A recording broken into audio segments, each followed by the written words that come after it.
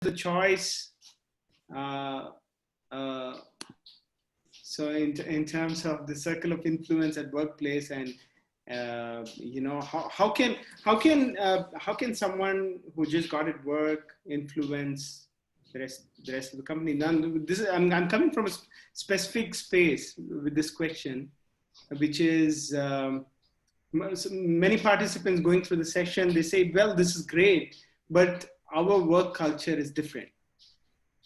You know, our work culture is different. It's tough to implement this at workplace. Now, my thought that comes up, the thought that comes up to me is, well, you affecting the workplace culture or the culture affecting you? So it's what is the equation going on here, and how influential can you be in possibly tweaking the work culture a little bit more, or something like that? It could just be a simple analytical, it could just be a behavioral, transactional, ability with each and every team members. Or how influential can you really be? How does this mind work? How can it be effective? How can it affect the nature? How can it affect the environment? I think, I mean, a lot of it depends on your position within the work hierarchy. I think those in power have to take the lead in creating the kind of environment because they do have more power to influence the environment uh, at work. And so, um, and it clearly, if they can model uh, um, certain kinds of human behavior that as the default way of interacting in the workplace, it usually also kind of trickles down to those who are lower down the order in terms of how they perceive their role within the organization, and how they might also treat those who are working for them, those who have a kind of less power within the organization than them. Um, so, you know, I think that a lot of the time it depends on what your position is within the work hierarchy, right? But Right. generally, there is a kind of um, you know, it might be simply the case that there is a kind of workplace reality where people are sacrificing human relationships or empathy or things like that for the sake of profit and numbers and things like that. So it's a interesting and difficult question to think about how to fix that, um, the current scheme Right. of things. I mean, something that comes to my mind here is how can is influencing capacity directly proportional to the position one has in the company, or is it also uh, it's also dependent on an individual and how the individual actually kind of deals with people and situation, and how consistently they display it, and which could possibly lead to a smaller wave. And I mean, is it just an hopeful thought? Yeah, I think I don't think it's only depends on one's power within the organization. I think even if someone is in a lesser power, and if they can display genuine um, feelings or empathy towards their co-workers, even those who are at a higher power than themselves, usually sometimes it might influence even their superiors about how to Right. act and how to conduct oneself with other people. This connects to the topic that we were discussing about karma yoga earlier as well. So I think what I've seen with myself and is that the points of influencing or the ability to influence, the degree of influencing really is directly proportional to your not wanting to influence and make it happen. Somehow you being yourself, exhibiting your the exhibiting yourself. I mean, putting yourself out there and being consistent with it over a period of time, kind of people know what to expect from you, and people know that when I approach a show, this is the way that I need to. These are the things I need to be prepared with. Either I'm a number guy, or I need to do the small talk before I get into the bigger ones, or something of that kind. You know that you're dealing with someone who works in a certain pattern, and that creates that can affect behavior, that can affect results in very. I mean, one of the other things that comes to my mind is how humans have been able to affect nature itself, something as huge as nature over a period of time, by exhibiting a certain behavior or certain set of actions repeatedly, whether it's a good thing or a bad thing, but repeatedly they've done it, and the shape of the nature, the climatic conditions, and everything else has really even something as huge as the environment, the nature, the weather conditions, everything has been affected by repeated human patterns. So maybe a smaller space or workplace can also be affected with consistency. Mhm. No? I think, I think there's a common thing here about, um, at least since the origin of the modern era in Europe, nature has been conceptualized as merely a resource for human projects and human uh, pleasure. Uh, Nature is simply something that you can, take and uh, exploit and harness from without thinking twice about it, without um, any kind of worry about what is the long-term implications of these actions. Um, and so, and the origin of the birth of modern science and technology has also allowed people to develop various kinds of uh, kind of technological gadgets um, or equipments to be more and more aggressive towards nature.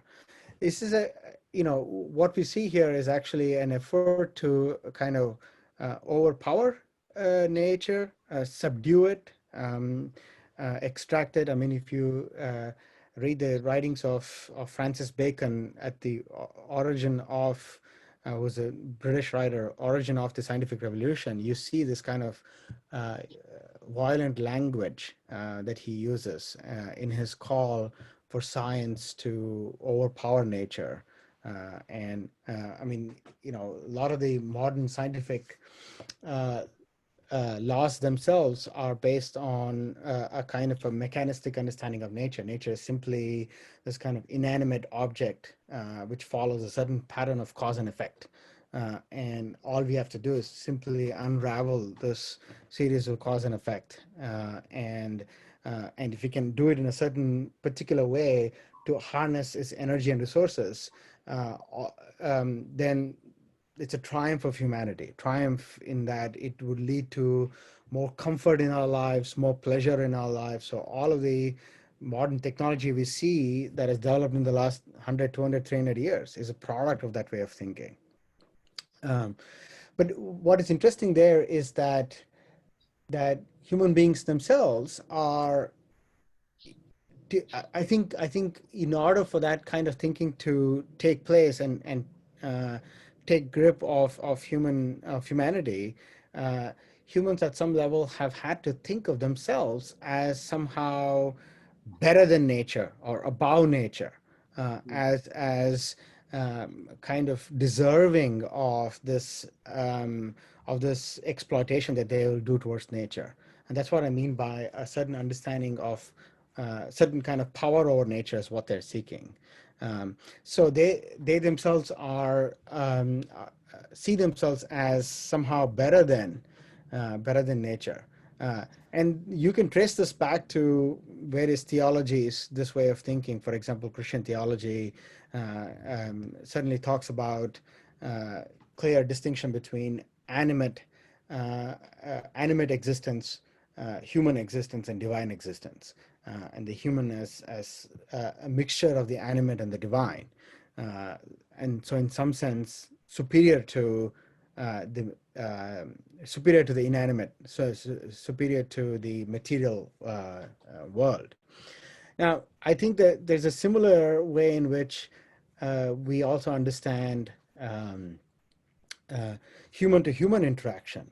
That is, we don't, just like we don't see nature, ourselves as part of nature, in the work culture today, I think that there is a similar way of seeing another human being as simply a resource to be exploited, a resource to get the most efficient work from, but not really the most humane sort of work. So the same attitude is kind of shows up in the workplace as well, and those who are lower down the hierarchy, kind of uh, might accept that this is the reality of work culture and will therefore also suppress their own humanity and work in that place just for the sake of getting a paycheck, and not have any more emotional involvement with that. I think an alternate model would be to, for example, see human beings as continuous with nature, as part of nature, not above it or below it, but and that might involve a different set of obligations. Still, we can depend on nature for our survival and for resources, but it might involve a very different set of attitude towards nature. Some of it might already be prevalent in the pre-modern era, um, and that might also get translated to a different sort of work culture where we don't see our fellow workers as simply, inferior to us. Therefore, avoid things like greed and jealousy as main aspects of work relationships, which I think today many times, unfortunately, it is. And so uh, we can also see, therefore, a kind of uh, um, we see our fellow human beings as, um, in a similar way, talented or lost or trying to figure out their way around the world in a similar way. So it would lead to a much deeper empathy regarding our fellow workers, regardless of their particular hierarchy within the organization.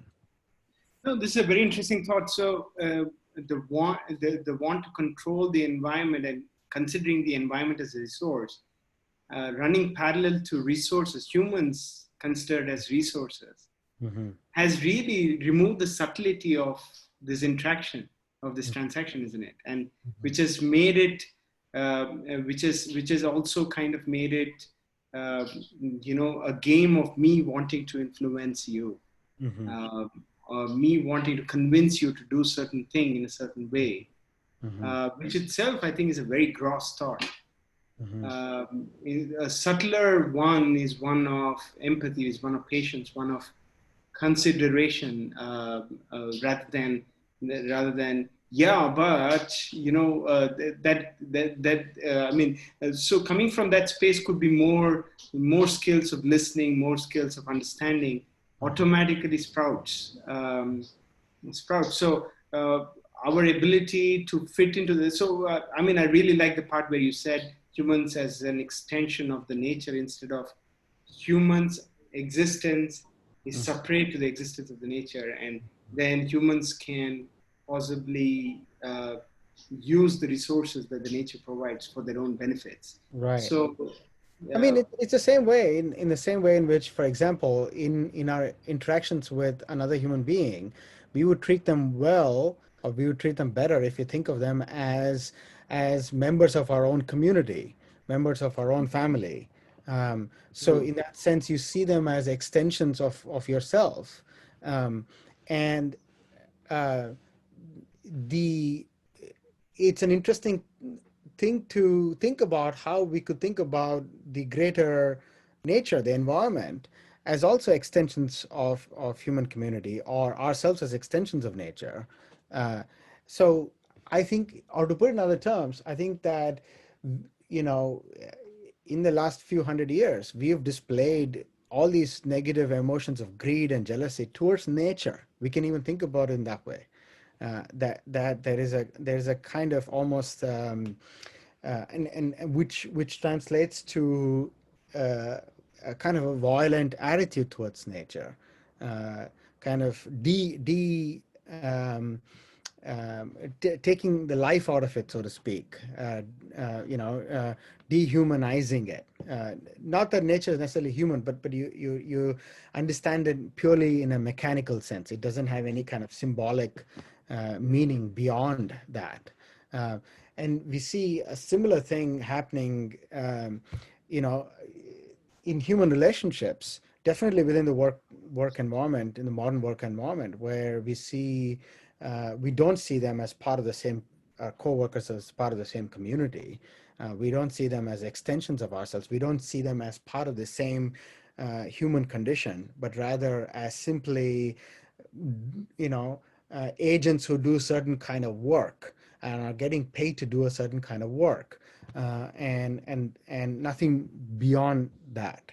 Um, I mean, I would even say in many parts of the world today, I think that kind of dehumanizing way of thinking about other human beings has also infiltrated into family life, into interactions You know, between spouses that and children and right. parents. Yeah. So no, that is where my thought was going as well. It's so personal as well Mhm. in so many ways. This mindset can seep into your family life, and the demands and your expectation from each other uh, can really skyrocket, uh, and the demand can destroy the relationship Mhm. as well. So to kind of mend these relational and transactional skill set, um, or tweak it or to make it finer, one has to kind of align with the nature, which is which is which is what we were. One has to just do what we were doing sometime in the past. So that's an interesting thought. Right. What I mean by what we could mean by aligning with nature is also understand that each of us as individuals are not beyond are in some ways dependent on nature for our survival, that we are not somehow above it or greater than it, just like we as human beings are dependent on other human beings for all kinds of things, for our day-to-day existence, for our the pleasure we derive out of living every day. I think what is good, another way to understand this kind of corruption or attitude towards nature is also, I think, the modern human beings' kind of ego, and their sense of self-importance. I mean, I hear talks by people who respond to, like, rich, uh, rich people and computer tech people or whatnot. For example, people like Elon Musk, who say that. If this earth is destroyed because of human activity and environmental degradation, that they might even move to Mars. And this is hubris. This is kind of ego, uh, kind of really corrupted in Yeah, incredible ways. But I right. mean, you don't have to be Elon Musk or someone like that, but even someone, um, even a lot of us might think that, so what if I act like this? It's just, the nature can take this exploitation or can take this kind of degradation, but in some ways, we do get feedback from the environment, Right. with, yeah. And it reflects in a decay of human relationships. It reflects decay in our own personal interactions as well. Mhm. Somehow the behavior seeps into our lives. It cannot be one behavior to the outside and one behavior to our inside.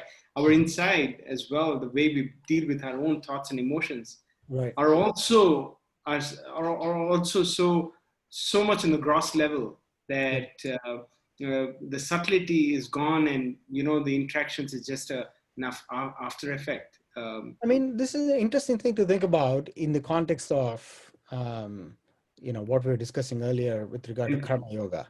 You know, Yeah, so if karma yoga, one of the aspects of it is to act out of a sense of one's own self of duty and not worry about the consequences of the action. What is happening here with regard to our attitude towards nature, for example, at least on the surface, it appears that we are acting, uh, we are not paying attention to the consequences of the action in a similar way. We are doing things without noting the long-term effects of the action. But that, I don't think it is like what the karma yoga is discussing, because we are not doing it out of a swadharma. We're not doing it out of a sense of a duty for oneself. In fact, we are actually very cognizant of the consequences of our action, but it's a very kind of tunnel vision understanding of the consequences of the action. For example, what kind of money I make out of this, what kinds of social power I gain from doing this action, what kind of pleasure, our hedonistic culture and its emphasis on pleasure. So we are worried about some short-term consequences, let's say, of the action, but we're not worried about long-term consequences in some sense, which is, it appears to be here a problem, us not worrying about it. But in any case, we're not acting out of a sense of um, a duty, but rather we are simply playing out particular social roles assigned to us, and deriving seeking various kinds of social advantages in pursuing ruthless career moves, or in the technological ruthless lifestyle choices as well. lifestyle choices as well. So I think that um, there is a way in which something like the teaching of um, karma yoga can be brought to bear in understanding um, the problems in our current attitudes towards each other in workplace, or towards nature in general. Yeah.